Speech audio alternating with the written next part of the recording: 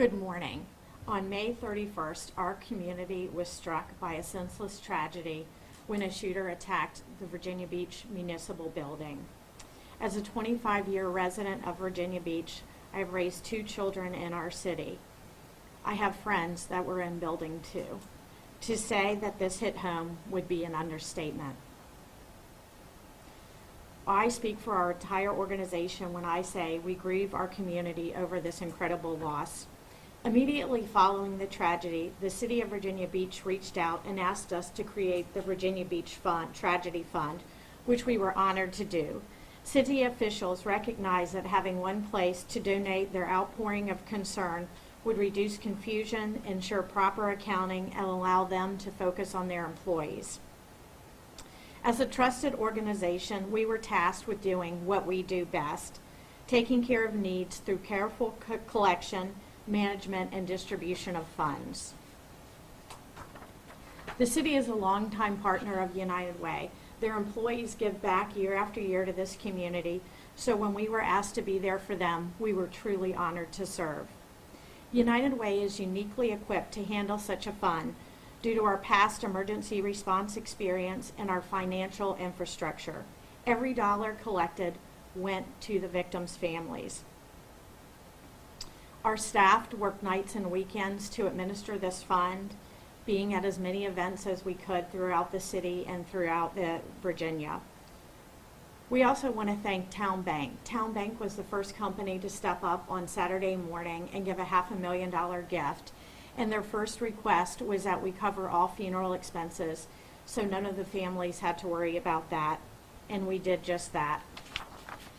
Following Town Bank's lead, we've had over 150 companies and over 3,500 individuals in our community give to this fund very generously. 100% of the donations are being gifted to the victims and their family. In order to protect the victims and their interests, we partnered with local attorney Jeffrey Bright. Jeffrey has offered hundreds of hours pro bono to help with this distribution process. He is a graduate of Tulane Law School, and he has devoted his career to victims' rights. He has also taught at the Law School of William & Mary, Harvard, and Columbia. His expertise has guided the determination of need, and his recommendations were presented to the United Way of Southampton Roads Executive Board for review and approval. Now I'd like to introduce Jeffrey. Jeffrey? Thank you. Pleasure. How are you all, everyone? I'm Jeffrey Bright, and it was a pleasure to be able to work with United Way and try to come up with a process for purposes of helping these 16 victims. The difference between the Virginia Beach Fund with United Way and other tragedies around the country is the guiding light that we wanted to use was need. And so all interviews that I did with all of the families was based on a needs basis, which is different from some of the other funds. Because we had only 16 people, I thought that I could meet with each one of the families, each one of the victims, and I could go through a very detailed process of what changed in their lives other than the fact that they've lost a loved one. And we wanted to make needs the critical basis of our interviews and what we wanted to do for purposes of helping them. I was able to do that with a representative or a family member from each of the 16 families, including the 4 victims who are still alive, and then come up with a process where I made recommendations. With those recommendations, I sat with 2 local judges who I've respected for a long time. They've been on the bench collectively for over 50 years. And I went through each family's recommendation one by one. The judges were very helpful in getting me to think differently about some of the recommendations that I made. And after doing that, I then went to the executive board of United Way, went through each one of the families and made recommendations. The board voted, and we are prepared to issue those checks to those families today. There isn't enough money, and there will never be enough money to help some of the families who had these losses. We have horrible injuries that people are going to live with the rest of their life. We have many families with young children, and there are many families whose paycheck for the deceased was the critical financial element of their life. United Way has done a fabulous job in trying to come up with the best way for us to continue to raise funds after today's date. We believe that we will be able to continue donating money to the families in the future, and we hope to be able to do that. It's been a great pleasure for me to meet each one of these families and each one of the victims, and I've learned more than they have learned from me, I can tell you that. But it's still an ongoing process, and we hope people will step up and continue to help some of these families who have great needs. It's my pleasure now to introduce, I believe, the head of the United Way locally, Dawn. Did that right? Good morning, everyone. Thank you again, Jeffrey. We appreciate you being here with us today, and we are very grateful for your guidance that you have provided to us during this process over the last couple of months. As of August 9th, we had received $4,026,317. That total was used to make all of the most recent decisions on gifts that we'll be sharing today. From that, our first priority was paying for all of the funeral expenses, which totaled just over $340,000. Then in July, an initial disbursement of $450,000 was made to the families who responded to our outreach and were verified through meetings with Jeffrey. Today, we are announcing the second and most significant round of gifts. All of these gifts will be happening this week, which will be for a total of $3,080,000. That leaves behind a small amount of funds left over as we are continuing to receive pledges and payments on a daily basis from our community. As a result, we will do a third disbursement in the coming months, which will again be a needs-based assessment and will allow us to respond to any circumstances that may change during that time. Out of respect for the families and their wishes, we will not be announcing exact amounts given to each of the families, and we ask that you please help them maintain their privacy during these difficult days. The fund will remain open as long as it is actively receiving donations. Based on experience, we expect that could be another 3 to 4 months. I'm incredibly proud of the way that our United Way of Southampton Roads has handled this Virginia Beach Tragedy Fund. We've been approached as we do all of our work day in and day out. We've approached this process.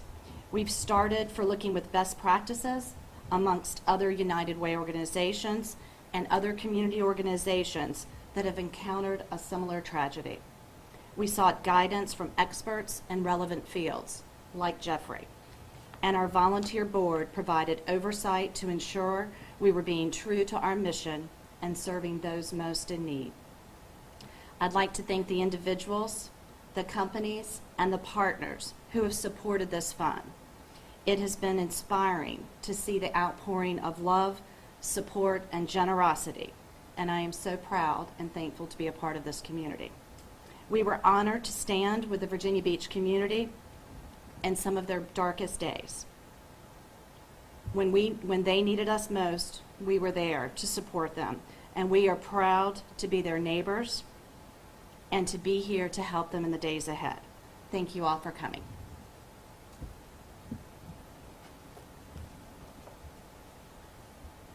We're happy to take any questions you might have.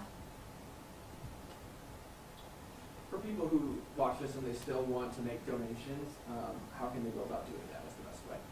They can go on our website, and there's the Virginia Beach Tragedy Fund, and they can go right to that and make a gift today. I know Thank y'all said it was a needs-based decision-making process. Can you dive into that a little bit more about how that unfolded? I think that's my question. Jeffrey? There are differences in every family that I'm interviewed with. And some of the people have young children. Some people are still injured and are still seeking medical treatment. Some people had no spouses, no children, and lived alone. And so trying to distinguish the needs required me to look at what workers' compensation benefits were available or unavailable, what life insurance was available and unavailable, and what were the people who were left behind dependent upon paycheck or not. And so there are many, many variations of that, and breaking that down line by line was per family basis, and that's what we did. And that'll continue for the next amount of distribution. One of the primary reasons for the delay in the last bit of money is that some of these victims are still being treated by healthcare providers.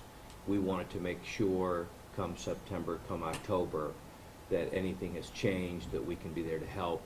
Some people need revisions to their homes, and there are certain things that we can't quite predict yet so soon after the event. And so we wanted to have some money in reserve to fill in holes that we discover sometime this fall. There's a company that we fund as well going on for another 3 to 4 months. If people continue to donate past that point, will it stay open for as long as they? Yes, yes, as long as we're receiving donations. And again, every penny that goes in will go to the victims as a gift from our community. I have another question for Mr. Wright, Jeffrey. Or Mr. Bright, either way. Mr. Wright, yes. Hi, good morning. Are you able to share the names of the 2 local judges you work with? I agreed with the judges that they would remain anonymous. They agreed to help me, and they specifically asked not to. I did not use judges from Virginia Beach Okay. because I did not want to have any potential conflicts with any of the families, and so I went judges that are local but not from the beach. How challenging is that process? Which part? The family by family analysis? Well, there's not enough money to make everyone happy. I knew that when I started this process that there would be some people that questioned why are we not just dividing the money equally. Because United Way wanted to use a needs-based analysis, it just required me to get all of the Virginia Beach files of each of the families, which I did, and then look at what they need and what they don't need. Some people had cars that are 20 years old that were about to be replaced by their loved one that was killed. I tried to think about how to handle that. We have one of the family members who is here from overseas was being taken care of by their son. All medical bills and all housing was being taken care of. We have family members who are very, very ill that were being taken care of by the deceased. That person can't be taken care of anymore. 3 young children, quadriplegic. There are lots of ways to look into it. There isn't an exact science, but I've been doing this for 40 years, and I think that I had a healthy understanding of what they needed going forward, not backwards. And then I bounced each one of those cases one by the 2 judges to make sure that my analysis made sense. The judges had really good input to me to look at some of the cases differently. And I adjusted my recommendations to the United Way, and then we went through the board one by one. So it just takes time, and I think I spent somewhere between 70 and 100 hours interviewing each of the families, and so I think we did as good a job as you can do considering that we don't have enough funds. I mean, that's a lot of difficulties, different types of difficulties that these families are facing. Was it challenging for you to hear that and know, some people are going to get more money than others? It wasn't challenging. What it was for me was one of the most rewarding experiences of my life. Each of the families has a different story. Every family was affected differently. And so after spending hours with the families, you get to learn a little bit about the families and how they work, and then this gaping hole in their lives because of a lost loved one. Then it's just the deep down analysis of the finances. Looking at mortgages, looking at rents, looking at car payments, looking at the things that make up a family's life, and then making a decision. And there's not enough money. Decisions had to be made. I think United Way has done a masterful job in collecting the funds as well as making decisions on how to disperse them. And you said that you guys are prepared to cut checks today. Is that going to happen today? Or? I have the checks in my briefcase to give out to the families. Most of the families are coming by my office this afternoon. I notified them yesterday.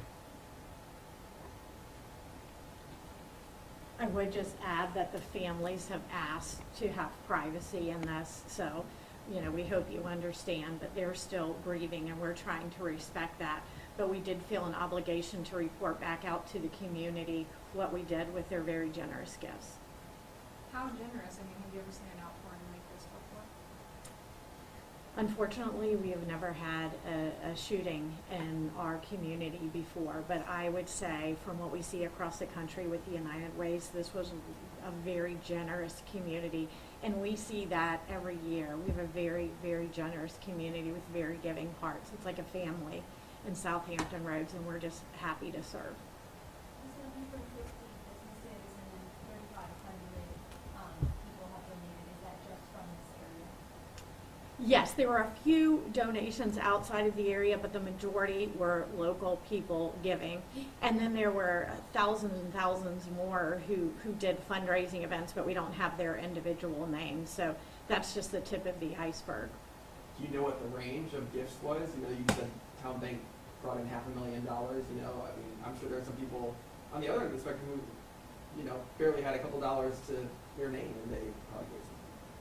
Right. There was one story we had. We had Town Bank at the top with the $500,000, but we had a woman walk in with her 2 grandchildren, and the grandchild had donated her birthday money for the victims, and they hand brought it in the front door in an envelope with change, and they wanted to hand deliver that gift to us, and it was very touching.